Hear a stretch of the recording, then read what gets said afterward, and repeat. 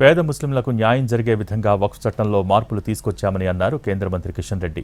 ఎలాంటి పట్టింపులకు పోకుండా అనేక రకాల సూచనలను ప్రభుత్వం స్వీకరించిందన్నారు. కాంగ్రెస్, ఎంఐఎం పార్టీలు చెప్పినట్టు ఈ వక్ఫ్ చట్టం ఎవరికీ వ్యతిరేకం కాదన్నారు.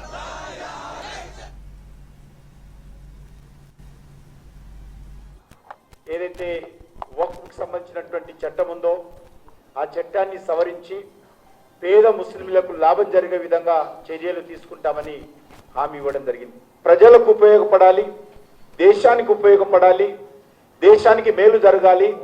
ముఖ్యంగా ముస్లిం సామాజిక వర్గాలు ఉన్నటువంటి పేదలకు మేలు జరగాలనే దృక్పథంతో ఏ రకమైనటువంటి పట్టుదలకు పోకుండా వాళ్ళు ఇచ్చినటువంటి అనేక సూచనలు కూడా అంగీకరించి పార్లమెంటులో పునఃప్రవేశపెట్టి ఈ బిల్లును 21 గంటల పాటు చర్చించి ఆమోదించడం జరిగింది.